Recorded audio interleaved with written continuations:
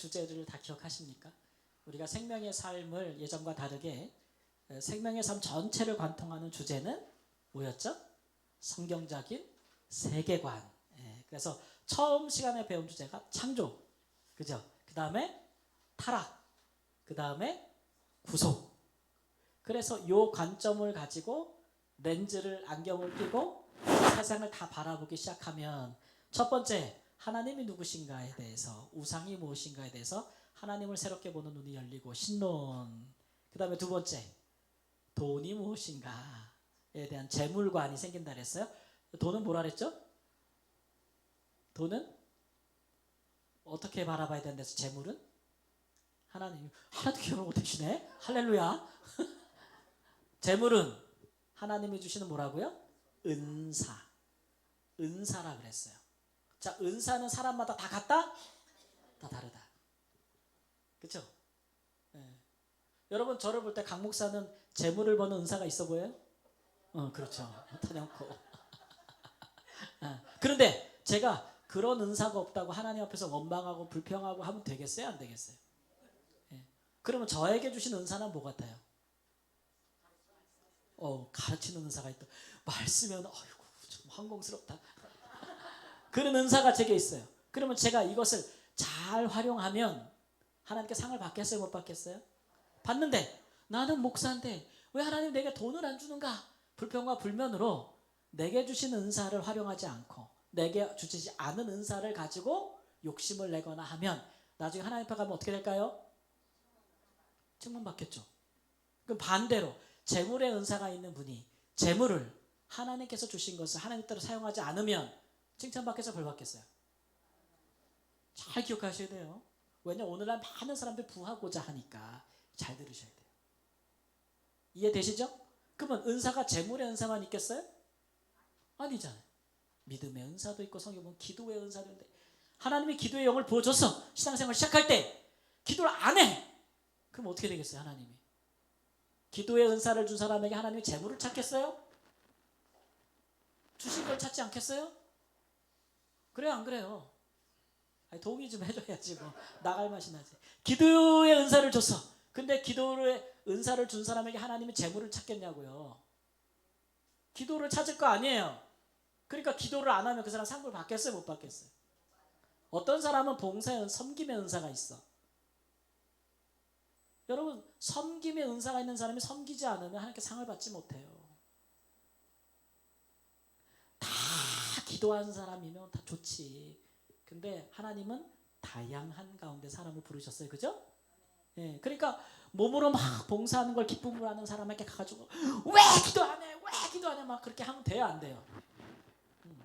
기도도 하면 좋지. 근데 그거 가지고 후벼 파면 돼요? 안 돼요? 안 되는 거죠.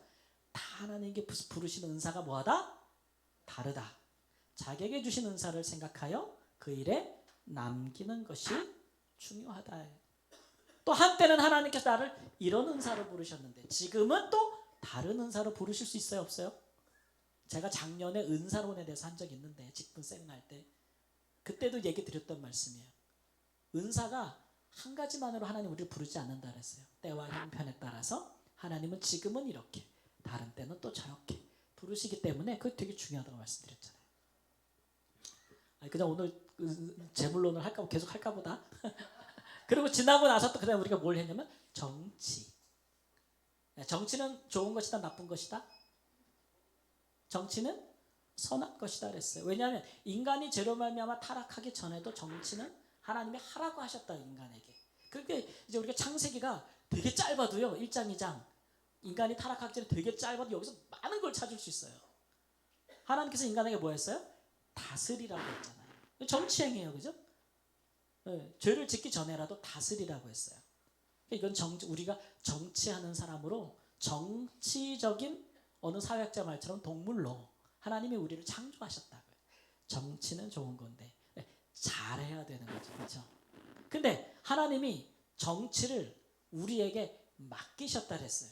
그걸 우리가 위임정치라 그랬어요. 다른 교회 가면은 자꾸 잊어버리니까 어떤 분들은 자꾸 쓰시더라고. 그래서 제가 지난주에 청년들한테도 노트를 나눴어요. 설교도 좀 쓰고 강의도 좀 쓰라고. 여러분들도 잘 기억이 안 나면 쓰는 습관 가진 것도 괜찮아요.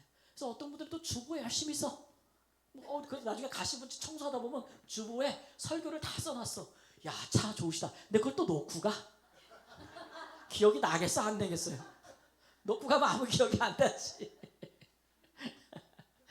아이고 웃겨 죽겠다. 나 청소하다 웃겨 죽는 줄 알았네. 예. 그렇게 이제 정치는 하나님 우리에게 맡겨졌기 때문에 위임 정치라 했어요. 근데 인간이 하나님의 뜻을 떠나서 내 마음대로 정치하겠다. 그게 자율 정치라 했어요. 그거 안 된다는 거죠.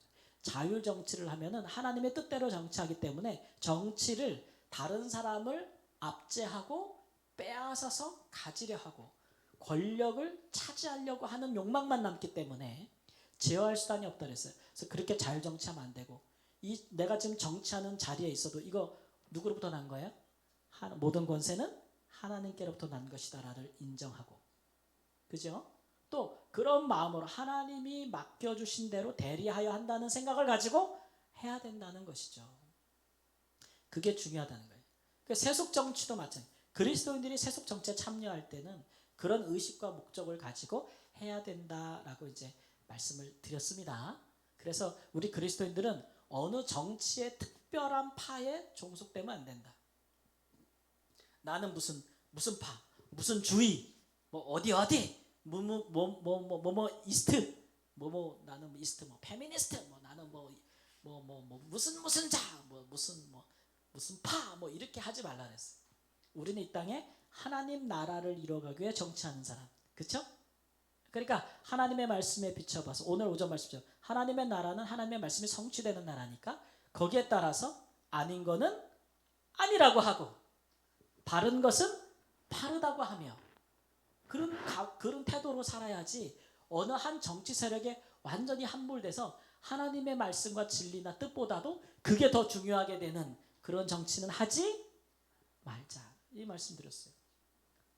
그래서 기독교인들이 말씀이 아니라 특정한 정치 세력에 함몰될 때 그때 나타나는 현상이 오늘 오전에 우리가 얘기했지만 독일 교회가 히틀러가 등장할 때에 히틀러 나치 그걸 구세주로 여겼잖아요. 교회 전체가.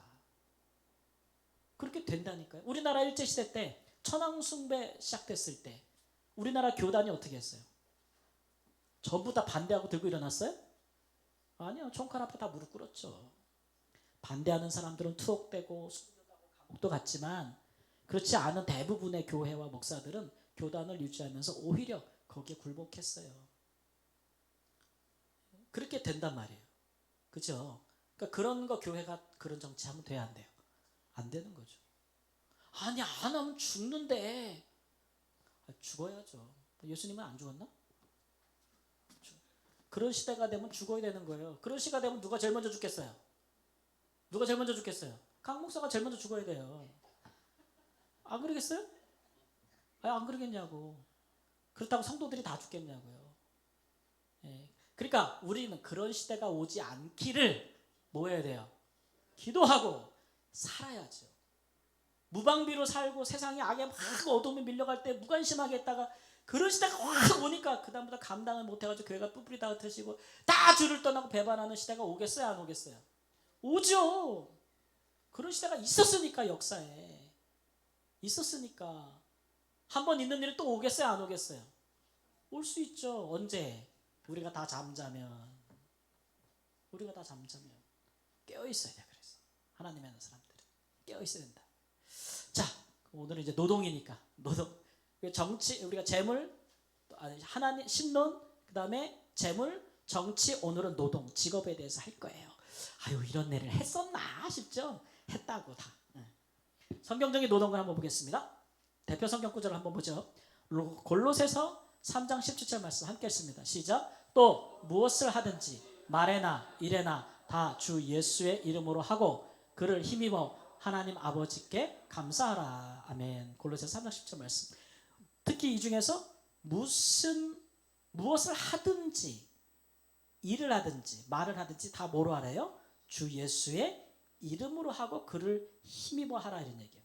우리가 무슨 일을 하든지 무슨 직업을 택하든지 어떤 노동을 하든지 뭐로 하래요? 주 예수의 이름으로 하래요. 그러니까 이거 쉽지 않다는 생각이 드는 거예요. 우리가 행하고 있는 직업이 우리가 믿는 우리 주 예수님의 이름과 관계가 있다는 걸 얘기하고 있는 거잖아요. 그러니까 쉽게 말하면 예수님 이름 이마에 딱 붙이고 하라는 거예요. 뭔 일을 하든지, 사업을 하든 장사를 하든 회사를 다니든 농사를 짓든 다 뭐 하라고요? 예수님 이름 붙이고 하라요. 예수님 이름 붙이면 장사가 잘 된다는 얘기가 아니고 이렇게 이런 거 하면 꼭 가게 이름을 꼭 그렇게 해줘. 뭐 하여튼간 뭐 반석상회 꼭 성경적인 걸 넣어서 이름을 줘야 장사가 잘 된다고 해서 그거 얘기하는 거 아니고, 무슨 일을 하든지 그 일을 함에 있어서 예수 그리스도의 사람답게 하라는 얘기겠죠? 우리 예수님의 이름 부끄럽지 않게 하라는 얘기겠죠? 그렇게 받아들여요. 이거를 무속적으로 받아들이고 기복신앙적으로 받아들이면은 그런 것만 바꾸는 거예요. 표 나는 거, 사람에게 보이는 것만 그렇게 부적처럼 바꾸면 잘 될 거라고 생각하는 게 그게 기복신앙이에요. 그렇죠? 제가 아는 예전에 어떤 관사님도 집을 하나 짓고 1층은 경양식집, 2층은 자기 집을 딱 했어요. 그 신방을 와달라 그래서 저는 그때 전도사였기 때문에 푸릇푸릇하고 잘생긴 전도사. 그래서 담임 목사님 가시니까 잘라잘라 따라갔죠. 그랬더니 권사님께서 목사님한테 그러시더라고. 목사님, 제가 하나님께 축복을 받기를 원합니다. 아이고, 목사님 축복하시죠. 그래서 제가 지붕을 얹기 전에 지붕 위에다가 이따 마실만한 성경을 올려놨습니다. 지붕 위에다가, 지붕 덮기 전에 천장 위에다가 몰라요? 먼지 잔뜩 안 지쳤는데 성경책을 읽으라고 있는 거지? 그럼 왜 거기다 올려놓은 거예요? 대들보게 잘 되라고, 장사가 잘 되라고 올려놨다는 거예요. 이게 무슨 신앙이에요? 이거 부족하고 똑같은 거예요. 하나님의 말씀을 듣고 깨달아서 행하는 게 중요하지 성경책 노트하고 잘 되는 거 아니에요. 우리 아버지도 교회를 안 다녔어요. 근데 공무원 은퇴하시고 남은 퇴직금 다 모아서 아버지가 가게를 열었어요. 우리 집에서 유일하게 교회 안 다니시는 우리 아버지가 가게 이름을 반석상회라고 지었어요. 그리고 거기서 맨날 고도리 치고 사람들 모아서 술 먹고 양담배 팔고 그랬어요. 잘 됐겠어 안 됐겠어요? 말 안 뭐해. 잘 됐으면 제가 목사가 안 됐지. 다른 일 했지. 그런다고 되는 거 아니라고, 알겠죠? 주 예수의 이름으로 한다는 게 그런 거 아니에요. 예? 그러나 우리가 하는 일과 우리가 믿는 주님 예수 그리스도가 밀접한 관련이 있다는 거, 그걸 말씀하고 있는 거죠. 그러면 노동이라는 건 언제 시작되는지 한번 성경을 볼까요? 언제나 창조, 타락, 구속의 관점에서 보니까 먼저 창조의 관점에서 아직 죄가 들어오기 전에 인간은 노동을 했는가 한번 보는 거예요. 노동은 좋은 건가 나쁜 건지를 봐야 되잖아요.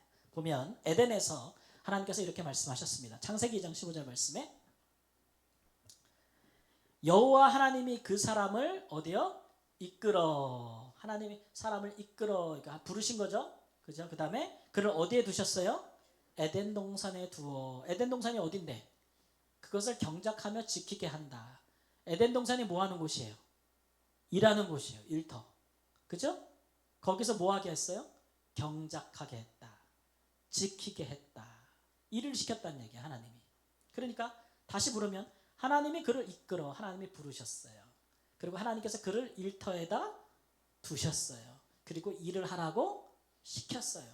이게 인간이 언제 타락해서? 타락 전에.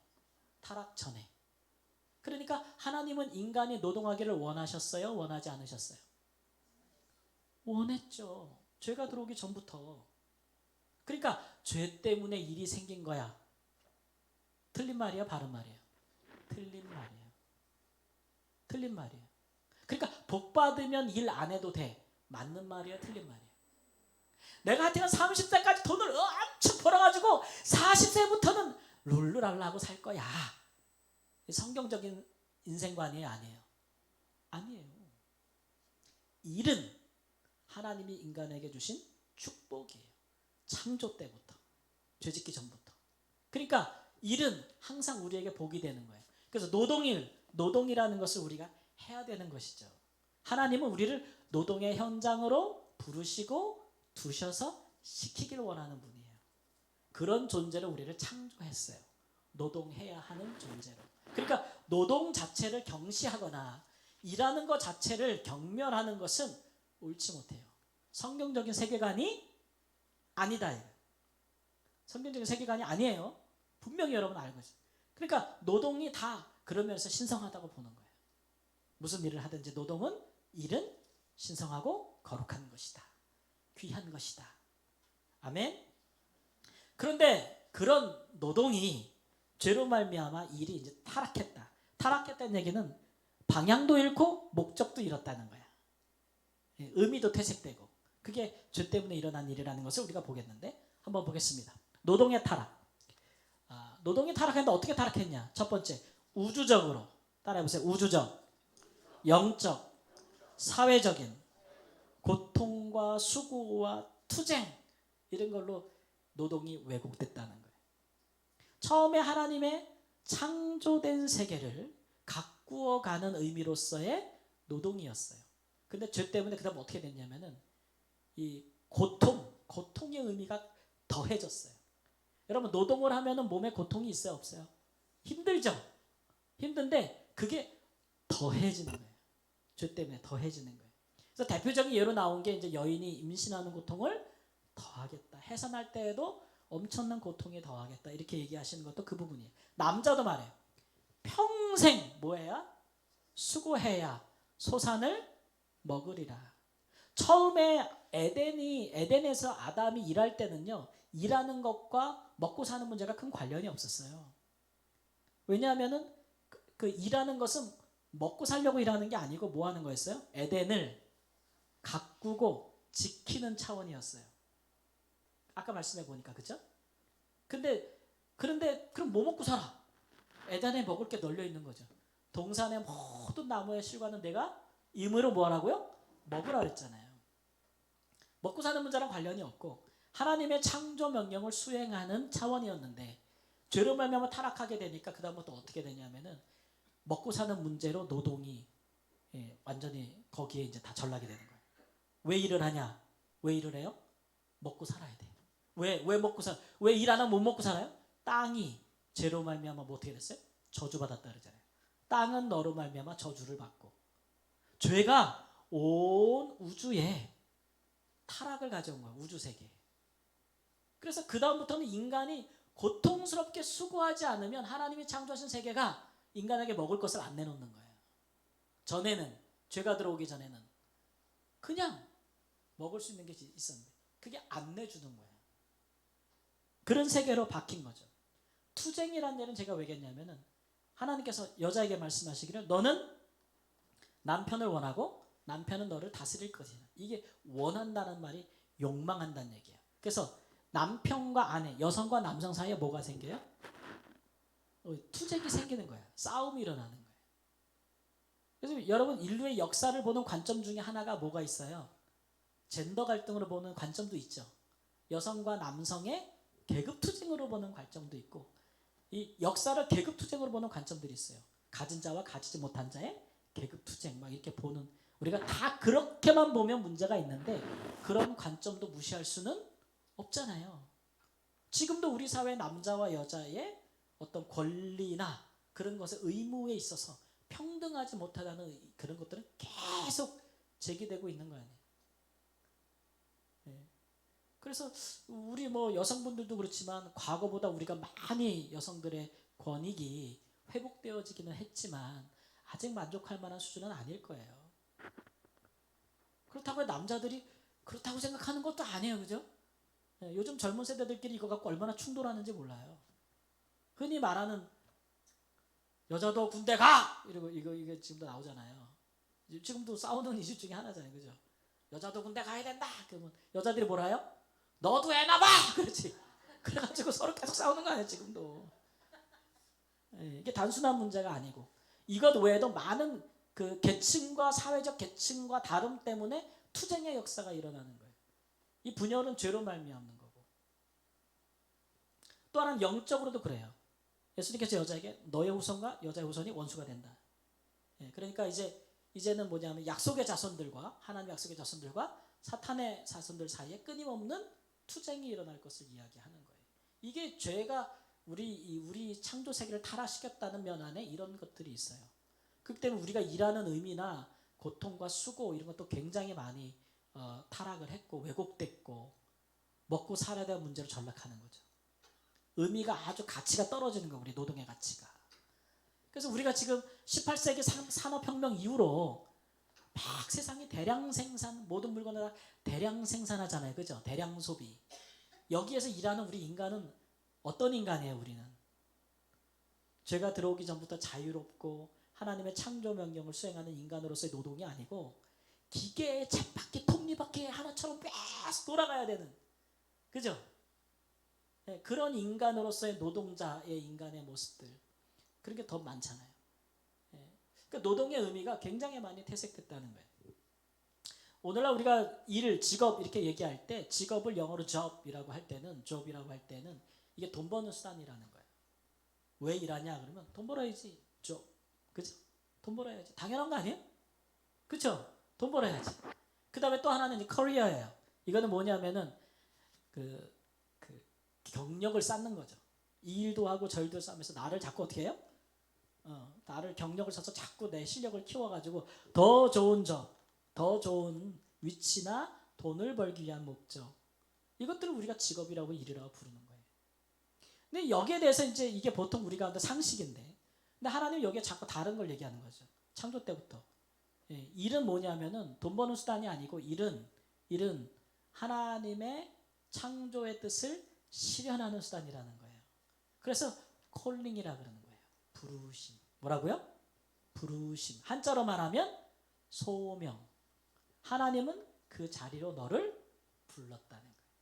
그 일에 아주 하나님의 특별한 뜻을 부여했다는 걸로 되는 거예요. 그러니까 이 사이의 현실적인 충돌이 우리 가운데는 일어나는 거죠. 우리 그리스도인들에게는. 그건 굉장히 현실적인 충돌이에요. 죄로 말미암아 이렇게 막 복잡해지고 퇴색된 노동의 의미, 그런 데서 나타나는 뼈아픈 현실들이 우리에게 다가온다고요? 똑같이 노동할지라도 똑같은 사람들이 다 소득을 얻는 것은 아니고, 그렇죠? 세상에 굉장히 다양한, 이제는 노동을 하지 않는 사람이 더 부유한 사람이 될 수 있는 그런 경제 구조들, 뭐 우리가 흔히 얘기하는 필리핀 부익부 이런 구조들, 이래 뭐라 그래요? 그거 차이가 막 벌어지는 거, 양극화, 뭐 이런 것들을 보면서 우리가 우리 사회 문제라고 이야기하잖아요. 그런 현상들이 막 나타나게 됐다. 그래서 하나님은 법으로 그런 것들을 억제하신다는 거예요. 그래서 하나님께서 주신 것이 무엇이에요? 타락한 인류에게 주신 것이 율법. 이제 창조가 그렇고 타락이 됐기 때문에 하나님의 대안으로 뭐가 왔다고요? 율법. 법으로 이 노동의 타락을 하나님이 억제하는 수단으로 주신 거예요. 한번 보겠습니다. 읽어볼까요? 시작. 중앙 권력과 자본 축적의 수단인 노동. 죄 때문에 그 다음에 인간들은 권력을 갖고 부를 축적하는 수단으로 노동을 생각해요. 하나님의 뜻을 이행하는 세상에 펼치는 수단이 아니고 권력을 잡고 그 다음에 뭐를 축적해요? 자본, 돈을 축적하는 것으로서의 일, 노동, 그렇게 목적이 바뀌어버린 거예요. 네. 그래서 대표적인 것이 이제 우리가 바벨탑에서 보는 거죠. 11장 4절 말씀 창세기. 자, 성읍과 탑을 건설하여 그 탑 꼭대기를 하늘에 닿게 하여. 예. 여러분, 바벨탑이란 걸 쌓기 위해서 얼마나 많은 노동자들이 거기에 투입이 됐겠어요. 그죠? 그리고 얼마나 많은 사람들이 거기서 죽었겠어요.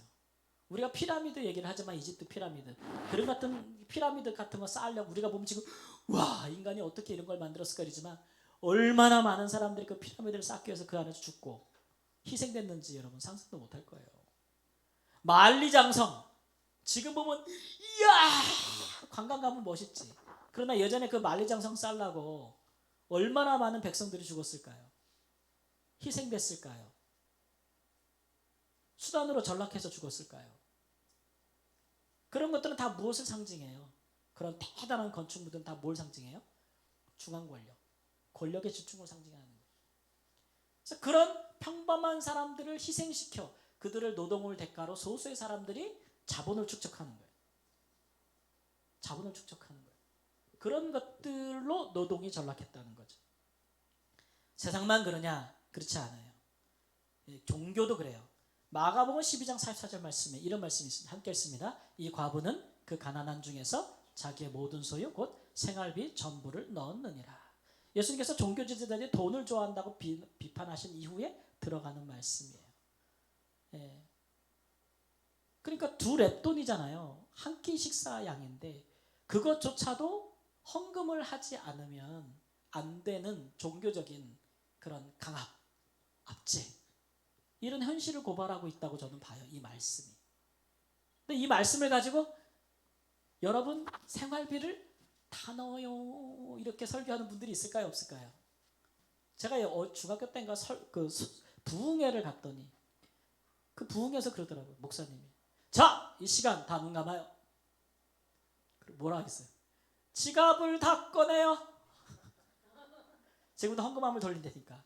자기 지갑에 얼마가 있는지를 따지지 말고 묻지도 말고 하나님께 드려요. 그럼 그렇게 하더라고요. 더. 네. 하겠어요, 안 하겠어요? 사람들이 하더라니까. 다 해요. 네. 근데 그 중에서 정말 어려운 사람이 있었겠어요, 없었겠어요? 그러면서 그거 안 하면 얼마나 나쁜 사람인지를 앞에서 구구절절 얘기를 하는지. 똑같은 거 아니에요? 오늘 네가 먹고 죽을 돈도 없는데 그거라도 헌금하지 않으면 너 죄인이야. 사람들이 그렇게 신앙과 종교를 빌미로 사람들을 그렇게 한다니까요. 이거 누가 하는 짓들이에요? 이거 이단과 사이비가 하는 짓들이에요. 그래요, 안 그래요? 가정 파괴한다고 신천지나 JMS나 이런 애들이 하는 짓들을 교회들이 한다고요. 되겠어요, 안 되겠어요? 네. 안 된다. 노동은 그렇게 그건 착취예요, 착취. 하나님이 그런 걸 받으시겠냐고. 네. 오늘 내가 이 생활비로 오늘 내가 먹지 아니하면, 오늘 내 자녀를 먹이지 않으면 먹을 것이 없는 사람에게 그것조차 다 내놓으라고 하실 분이 하나님이시겠냐고. 하나님 너무 모르는 사람들이지. 네? 요즘 이제 목사님들이 보면 그런 얘기를 할 때가 있어요. 지금의 40대 중반부터 50대까지가 마지막 세대래요. 뭔 마지막 세대냐 그러면 헌신을 했던 마지막 세대. 그게 뭐냐면 성전을 건축하면 자기 집을 담보집혀서라도 헌금했던 세대의 마지막 세대라는 거예요. 뭐 교회에서 뭐 한다 그러면 기꺼이 뭐 빚을 내서라도 하는 마지막 세대래. 그러면 40대 중반부터 30대 20대는 해요, 안 해요? 성전 건축에서 헌금하십시오. 그러면 어떻게 돼요? 너나 잘해라 이러고 간다. 그 40대부터 50대는 중간에 끼어있는 세대예요. 그 모습을 부모들이 하는 걸 봤어. 이해가 되죠? 봤어. 그리고 자기도 일부 하고 싶은 마음도 있고 안 하고 싶은 마음도 있고. 이게 40, 50대. 60, 70대는요 하라 그러면 다 해. 진짜요. 목사님이 전화해가지고 집사님 얼마 좀 갖고 와요. 그 시로 갖다 드려야 돼. 안 갖다 드리면 마음이 불편해. 목사님이 말했는데 안 갖다 주니까 마음이 어때요? 불편해. 죄 짓는 것 같아. 있어요, 없어요? 있다고요. 저는 그런 거 안 해요, 여러분. 그런 전화 안 하니까 걱정하지 말고. 네. 그래가지고 요 40, 50대를 잘 잡아야 된다 막 이렇게 목회 전략적으로 막 이렇게 해야 된다 막 이 사기꾼들 그런 얘기를 하는 분을 봤어. 다 사람이 수작을 부려가지고 하는 일, 그런 일들이 하나님의 나라를 이루겠냐고요. 천국을. 사람들이 보기에 외식적으로 훌륭해 보이기는 하지. 그러나 그게 하나님의 나라를 이루지는 못하는 거예요. 잘 분별하셔야 돼요. 예. 그것이 사회나 종교에서나 그렇게 일과 노동의 소득에 관해서 착취하고 압제하는 일들이 벌어진다는 거죠. 하나님의 뜻은 거기에 있지 않다. 그래서 하나님의 율법은 그걸 억제하셨다. 그 억제하는 수단으로 하나님이 사람들에게 주신 제도가 몇 가지 있어요. 첫 번째가 뭐냐면 따라해보세요. 안식일. 이거 가진 자가 노동하는 자를 계속해서 부려먹지 못하게 하는 거예요. 그죠? 여기서 보면 너 안식일을 기억하여 거룩히 지키라 라고 할 때 너 안식일에 뭐 하지 말래요? 뭐 하지 말래요? 일하지 말래요. 이거 누구한테 하는 말이에요? 안식일에 일하지 말라는 걸 누구한테 하신 말이냐고, 구약에. 잘 보세요. 너 안식일을 기억하고 거룩히 하라. 안식일은 일하지 말라. 그래야 내 종도, 여종도, 내 아들도, 내 가축도 일하지 않는다. 그래서 누구한테 하는 말이에요? 집주인한테 하는 말이에요. 집주인한테. 집주인한테 뭐 하지 말라고요? 너 일하지 말라 이런 얘기는 너 네 밑에 사람한테 일 시키지 마 이거예요. 언제? 안식일에 일 시키지 마 이런 얘기예요. 쉬라게 하라. 쉬게. 착취하지 말란 얘기예요. 너는 쉬면서 남은 쉬지 못하게 하지 말란 얘기예요. 이해가 되시죠? 안식년은 몇 년마다? 7년마다. 예. 이때는 무슨 일이 벌어나요? 안식년에는 뭐 해야 돼요? 일단은 안식년에는 땅도 쉬게 해야 돼요. 내가 농사를 짓잖아요. 7년에 한 번씩은 이 땅 쉬게 해주라는 얘기예요. 이거 농사법적으로도 중요해요, 안 그래요? 땅이 쉬어야죠, 그죠? 제가 일단 아프리카는 옥수수를 먹는데 옥수수가 굉장히 지력을 뺏어가는 작물이에요. 그래서 쉬게 해줘야 되거든요. 근데 그걸 안 해줘요. 그러면서 계속 옥수수가 잘 자라지 못하니까 뭘 뿌려요? 화학비료, 산성비를 계속 뿌려요. 강제로. 계속 뿌려서 계속 걷어올려요. 그러면 어떤 일이 벌어질까요? 어떤 땅이 완전히 망가져버리죠. 화학비료가 없으면 요만한 옥수수도 맺어지질 않아요. 그럼 그렇게 자란 옥수수는 좋겠어요? 안 좋겠어요? 안 좋겠죠. 그걸 누가 먹을까요? 사람이 또 열심히 먹죠. 그러면 그 사람은 어떻게 될까요? 병들겠죠. 온갖 문제들이 거기서부터 생기는 거예요. 땅도 쉬어야 돼요. 근데 안식년 때는 누구도 쉬냐면은 일하다가 어렵게 돼서 땅에 팔리고 재산을 잃고 다른 사람의 종이 된 사람을 다 신분을 회복시켜주는 거예요. 신분 회복. 네가 네 형제를 종으로 삼았으면 뭐예요? 풀어주는 거예요. 신분을 회복시켜주라는 거예요. 언제 일어나는 일이에요? 7년에 한 번씩. 이게 제도예요, 제도. 착취와 압제를 금지하시는 거예요. 그 다음에 마지막으로 희년. 희년 제도는 몇 년에 한 번? 50년. 안식년에 7번, 77에 49, 50년. 이때 되면 무슨 일이 일어나요? 소유가 다 본래 소유자에게 돌아가는 거예요. 소유자. 우리 아버지가 땅을 다 팔아먹었어. 우리 망했어. 막 그랬어요. 근데 50년 딱 되니까 땅이 아들에게로 돌아오는 거예요. 법이에요, 법. 그러면 그 기업을 영원히 잃겠어요? 안 잃겠어요? 안 잃겠죠. 그러니까 땅을 팔아도 뭐를 계산할까요? 희년이 언제야? 이렇게 계산하는 거예요. 희년이 5년 뒤면은 땅을 비싸게 주고 살 필요가 있어요? 없어요? 없잖아요. 이거 내가 아무리 비싸게 주고 사도 5년 뒤에는 본래 소유자에게 돌아가는 거예요. 그래서 어느 누구도 그 다음 세대까지 기업을 잃지 않도록 하나님이 보존해 주시는 거예요. 우리나라는 어때요? 한번 내가 땅을 샀어. 우리 할아버지가 땅을 샀어. 그때 그 가격, 그 당시에 얼마 주고 샀어. 그러면 그 땅의 소유주는 어떻게 되는 거예요? 영원 무궁토록 그 아들과 다 소유잖아요, 그죠? 그렇죠? 되게 무서워 이거. 되게 무서운 거예요. 네. 그러니까 한번 빼앗긴 사람은 다시 차지할 수 없는 거잖아요. 회복될 여지가 없는 거예요. 하나님이 이런 제도를 통해서 이런 것들을 억제하는 건데 법은 항상 그렇지만 법은 억제할 뿐이지 근본적인 것을 고치지 못해요. 그 사람의 마음의 완악함을 못 고쳐요. 계속 축적하고 계속 뺏으려고 하는 그거를 해결을 못해요. 법은 최소한의 억제를 할 뿐이지. 그래서 그 근본, 그 죄성의 근본을 치유하시는 것이 예수 그리스도. 그래서 그분이 노동을 구속하신다. 이제는 이제 창조 타락단인데 뭐예요? 구속하신다. 노동의 자유를 회복시키신다. 마태복음 4장 4절 말씀에 사람이 떡으로만 사는 것이 아니다. 이 말씀은 무슨 말씀이에요?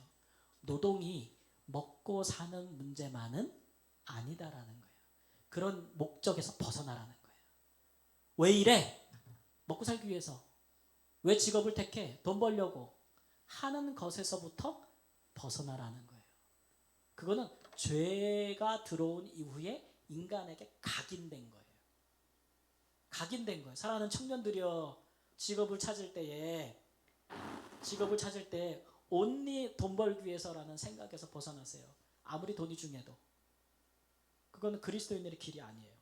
그거는 돈을 우상으로 삼는 길이에요. 쳐다도 안 보네. 이런 얘기 하니까 쳐다도 안, 우리 아들 막 이러고 있어. 쳐다도 안 보. 벗어나요. 이게 노동의 자유예요. 노동의 목적을 돈에만 두는 것에서부터 우상에서 벗어나라. 벗어나라. 그 다음에 두 번째, 일꾼이 그 싹을 받는 것이 뭐하다고요? 마땅하다. 마땅하다. 자기가 일한 만큼 받는 것이 뭐하다고요? 정당하다. 권리다 이거예요. 이거는 그리스도인들이 가져야 될 태도예요. 내가 일을 하든지 내가 누구를 부리든지, 그렇죠? 정당한 대가를 받아야 하고 정당한 대가를 줘야 해요. 그거 안 주는 거 하나님 뜻에 크게 벗어난 거예요. 안 주고 내가 착취하는 거, 마땅한 것을 주지 않고 내가 더 갖는 거 죄예요. 하나님 말씀. 그래서 그런 압제로부터 자유하는 거, 그것도 노동의 자유. 이게 신약의 정신이에요. 우리는 그거 잘 기억하셔야 돼요. 근데 반면에 일을 안 하고 싹스를 얻으려고 하는 건 또 뭐예요? 그것도 좋은 거예요, 나쁜 거예요? 그것도 나쁜 거예요. 그것도 나쁜 거예요. 예. 그런 것들로부터 자유해야 돼. 자유해야 돼요. 이런 것들의 구체적인 실현은 우리 그리스도인들이 삶에서 굉장히 많은 연구를 하면서 좀 더 구체적인 적용점들을 찾아야겠죠. 그러나 그 정신이 그러하다는, 구속의 정신이 그러하다는 것을 우리에게 보여주고 있는 거예요. 그 다음에 노동의 의미를 회복을 한번 볼까요? 마태복음 6장 33절 말씀은 너희는 먼저 그의 나라와 그 일을 구하라. 그리하면 이 모든 것을 너희에게 더하시리라. 왜 일해야 돼? 왜 일을 해야 돼? 그러면은 성경은 뭐라고 대답해요? 하나님의 나라를 구하기 위해서 일을 해야 된다는 거예요. 오늘 오전에 우리 설교 말씀 나눌 때 하나님의 나라를 구한다는 게 뭐라 그랬어요? 하나님의 나라는 누가 통치하는 나라? 하나님이 통치하는 나라. 하나님이 통치하려면 하나님의 백성들이 누구 말을 들어야 돼요? 하나님 말씀을 듣고 실행하는 나라가, 그거 안 되면 뭐라고요? 레임덕, 대드덕이라 그랬잖아요. 제가 세상에서도 대통령이 해 그런데 공무원들이 안 움직여. 그럼 대통령은 살았나 죽었나? 살아있으나 죽은 거잖아요. 하나님의 백성들 보고 이렇게 살아라 라고 얘기했는데 우리가 안 들어. 말을 안 들어. 그러면 하나님의 나라는 지금 이루어지고 있는 거, 안 이루어지고 있는 거예요? 안 이루어지고 있는 거라는 거죠. 우리에게 일이라는 것은 하나님 나라에 속한 우리가 이 땅을 천국을 만들기 위해서 하나님의 말씀을 실현하는 수단이에요. 일터. 어디서? 일터에서. 어디서? 가정에서. 저 같은 경우는 교회에서. 여러분은 여러분의 일터에서 하나님의 나라를 실현하는 거예요. 뭐를 통해서? 노동을 통해서. 어떻게? 아까 말씀하신 것처럼 돈이 우상이 되는 것을 걷어치우고, 돈이 내 삶의 주인이 되는 것을 걷어치우고, 사람이 그 정당한 수고에 대하여 합당한 삭을 받고 줄 수 있는 그런 시스템을 만들고 그런 실천에 옮기는 거, 그게 천국에서의 삶의 실행들이에요. 여러분 직장생활 하시다 보면 그런 정당한 대우를 받으세요? 못 받으세요? 내가 일한 만큼의 정당한 대우를 다 받고 살아요? 못 받으실 때 많을 거예요. 그럴 때 어때요? 억장이 무너지고 속이 억울하죠? 분통이 터지지 않으세요? 반대경우로 생각해 보세요. 나에게 고용된 사람도 내게 그런 생각을 가질 수 있어요. 또 그런 것들을 하나님 앞에서 우리가 내가 일터에서 하나님의 나라를 이루어가는 사람인가 아닌가를 잘 생각하고 살아야 돼요. 이런 것들이 우리 안에 들어오지 못하면 우리가 죄를 져도 죄를 짓는 줄 모르고 살아요. 그렇죠? 왜냐하면 하나님 말씀이 내 안에 없어가지고 이게 죄인지를 몰라. 죄인지를 몰라요. 남의 것 빼, 그건 다 도적질에 속하는 거고 다 그런 거예요. 이런 경제 질서를 바르게 세우는 것도 우리 그리스도인들이 천국을 이루어가는 수단이에요. 노동을 통해서 이루어간다. 일을 통해서 이루어간다. 마가복음 8장 34절 말씀. 사탄아 내 뒤로 물러가라. 내가 하나님의 일을 생각하지 아니하고 도리어 누구를 생각해요? 사람의 일을 생각하는도다. 우리가 일을 할 때 항상 뭐를 생각해요? 하나님의 일을 생각하라고요. 왜? 우리는 천국 백성이니까. 천국 백성이니까. 제가 늘 말하지만 천국 그러면 죽어서 가는 나라라고 생각하면 안 된다 그랬죠? 그렇죠? 천국은 지금 우리 가운데 있는 나라. 죽으면은 그거는 천국은 오고 있는 거야 우리한테. 천국이 계속. 예수님이 오실 때 천국이 완성된 나라가 우리한테 임하는 거예요. 근데 천국은 언제부터 시작됐어요? 예수님이 이 땅에 오실 때부터 시작이 된 거예요. 그걸 지금 우리가 같이 이뤄가고 있는 거예요. 예수님 오시면 다 그 나라가 완성이 되고 우리 물려받을 건데 그 전까지는 우리는 이 땅에서 그걸 이뤄가는 사람들이에요. 그러니까 그런 하나님 나라 일을 생각 꼭 하셔야지. 내가 직업, 내 노동을 통해서 내가 이 땅에 천국을 이뤄간다. 예. 그런 그 비전, 그런 꿈, 그런 것들이 우리 안에 있어야 돼요. 그리스도인들 안에는. 그렇지 않으면은 내가 하는 일에 대한 의미도 없고 직업을 찾아야 되는 이유, 왜 해야 되는지, 무엇을 해야 되는지, 거기에 무슨 가치가 있는지에 대해서 아무것도 우리 안에 존재하지 않으면 허망할 뿐이죠. 왜 하는 거예요 그럼? 먹고 살기 위해서 하는 거죠. 그조차도 내게 의미로 다가오지 않으면 어디서 의미를 찾을 거예요? 어디서? 세상은 돈 버는 것으로 강력한 동기유발을 해요. 돈을 벌어야지. 돈을 벌어야지. 그래야 네가 부자가 되지. 그래야 네가 원하는 인생을 살 수 있지.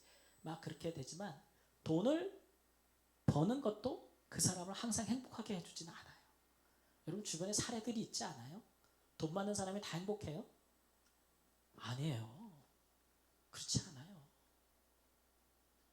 우리 믿는 사람들은 우리가 수고하면서 하나님의 뜻을 이루어가면서 떡의 문제는 내가 말씀에 관하여 집중하고 살 때에 떡에 관한 문제는 하나님께서 해결해 주실 거라고 믿고 사는 거지. 그렇죠? 그게 목적이 되면 안 되는 거예요. 떡이. 예. 근데 나도 열심히 일하는데 저 사람 나보다 좀 덜 열심히 일해. 근데 저 사람이 나보다 돈을 더 많이 벌어. 그때 어떤 마음 가져야 돼요? 이런 샹 이렇게 하지 말고 하나님이 저 사람에게 물질을 버는 은사를 주셨다 이렇게 생각하라고요. 예수 안 믿는데 돈을 무지막지하게 벌어. 잘 살아. 그러면 하나님이 없는가벼 그러지 말고 어휴 불쌍하다 저 사람. 하나님 없이 저렇게 돈을 많이 벌어 죽게 돌아오지 못하니 얼마나 불쌍할까. 이렇게 생각하라고요. 예? 제발 좀 그리스도인다운 세계관을 가지라고요. 그리스도인다운 세계관. 평생을 믿어도 안 믿는 사람보다도 더 성경적이지 못한 세계관을 갖고 가는 교인들이 얼마나 많은지 몰라요. 그러니까 교회 내에서 아주 찌라리들을 떠는 거야. 막 그냥 세상에서도 볼 수 없는 그런 짓들을 하는 거예요. 그런 말들을 하고. 얼마나 끔찍한 거예요 그게. 얼마나 끔찍한 거예요. 정신박자. 성경적인 세계관을 갖고 살아야지 믿는 사람답게. 세상에 감당치 못할 믿음을 가져야지. 그죠? 아이고 진짜 혈압 올라간다. 오늘 약도 안 먹고 왔는데. 마지막으로 죄송합니다. 베드로전서 2장 9절 말씀 함께 읽고 마치겠습니다. 우리가 누군지를 알아야죠. 시작. 너희는 택하신 족속이요 왕같은 제사장들이요 거룩한 나라요 그의 소유가 된 백성이니 이는 너희를 어두운 가운데서 불러내어 그의 기이한 빛에 들어가게 하시니에 아름다운 덕을 선포하게 하려 하심이라. 우리는 나는 하나님의 자녀야. 나는 제사장이야 세상에서. 이런 정도의 큰 믿음의 정체성을 갖고 살아야 돼요. 그러니까 좀 세상에서 그런 외모를 보고 막 사람 이런 거 보고 마음이 위축되지도 말고 슬퍼하지도 말고 당당해요. 당당하고 하나님 앞에 기도하면서 내게 주어진 일을 찾고 내가 또 주어진 일들에 최선을 다하면서 그러면서도 하나님의 사람으로서 당당하게 사세요. 그러면 하나님께서 내 먹을 거 채워줄 줄 알고 거기에 매여 살지 말고. 예. 그래서 아름다운 덕을 선포한다. 하나님은 이런 분이야 라는 것들을 좀 선포하면서 살 마음을 가지면 그런 중심이 우리 안에 있으면 하나님 보고 얼마나 기뻐하시겠어요. 세상에 그런 그리스도인들을 하나님이 찾으셔요. 그런 그리스도인들을 하나님이 기뻐하시고 그런 사람들을 통해서 하나님은 각자에게 주신 은사를 따라서 하나님은 역사하신다. 그러나 굶어 죽게는 안 하시니까 그런 두려움과 걱정. 아니 내가 물질을 버는 은사가 없다고 하나님 나를 굶어 죽게 하겠냐고. 그죠? 그런 건 아니니까. 좀 그런 부분에 하나님 믿고 하나님 보시기에 멋있는 삶을 살아요. 그럼 하나님이 어떻게 일하시는 걸 볼 거예요. 하나님이 어떻게 일하시는 걸 볼 거예요. 저도 목사로서 목사지만 돈에 대한 걱정이 있겠어요, 없겠어요? 있죠. 지금 내 거를 보면 딱 계산 나오는 거지. 나이 70대면 어떻게 살 것인가 쫙 나오는 거지 뭐. 예, 국민연금 얼마 받을 것인가 뭐 다 나오다 보면은 조급해지는 거지 인간적으로. 그렇죠? 그러다 보니까 온갖 수단과 방법을 가리지 않을 마음이 생기겠어요, 안 생기겠어요? 사람의 마음으로는 일어나는 거죠. 근데 성령의 사람으로는 그러면 되겠어요, 안 되겠어요? 하나님께 맡겨야죠. 하나님께 맡기고 내게 주어진 길에서 물질을 욕심내지 아니하고 하나님과 바르게 살고 애써야 되지 않겠어요? 아니, 그런 모습을 여러분이 저한테 보시겠지. 그렇죠? 예. 그 목사만 그러겠냐고. 다 마찬가지 아니에요? 우리 성도님 다 마찬가지. 예. 하나님께 맡기자고요. 예. 최선을 다하자고요. 하나님이 축복하실 것입니다. 기도하겠습니다. 주님, 세상 근심, 염려, 재물에 대한 염려, 걱정, 근심 그런 것들이 가시와 또 올무처럼 우리를 막아서 우리가 열매 맺지 못합니다. 우리의 삶이 천국을 이루지 못합니다. 우리가 두려워하고 걱정 때문에 스스로 물러가서 하나님의 손에 붙잡히지 못합니다. 하나님 주신 축복을 받을 수가 없습니다. 주님, 우리는 하나님의 나라 천국을 이 땅에 이루어가는 사람이므로 그를 위하여 우리는 일도 합니다. 우리가 일하는 일터에서 하나님 우리가 바르고 올바르게 의롭게 또 성실하게 정직하게 하나님의 일을 행하기를 원합니다. 주여 어찌 쉽겠습니까? 많은 어려움이 있겠고 세상에 돌아가는 것이 우리의 신앙의 양심에 거리낄 때가 너무 많아서 하나님 우리가 완벽하지는 못해도 그러나 하나님 앞에서 늘 부족하지만 기도하면서 하나님 그것을 헤쳐나가면서 하나님 보시기에 하나님 조금이라도 더 주님 보시기에 기뻐하는 모습으로 살기를 원합니다. 주님, 주의 일에 힘쓰는 자들이 복음을 위하여 사는 자들이 복음으로 먹고 산다고 말씀하셨습니다. 복음을 위하여 주의 나라를 위하여 사니 하나님 그 모든 것은 너에게 더하시겠다 하신 말씀대로 이루어지게 하여 주옵소서. 존귀하신 예수님의 이름으로 기도합니다. 아멘. 수고하셨습니다.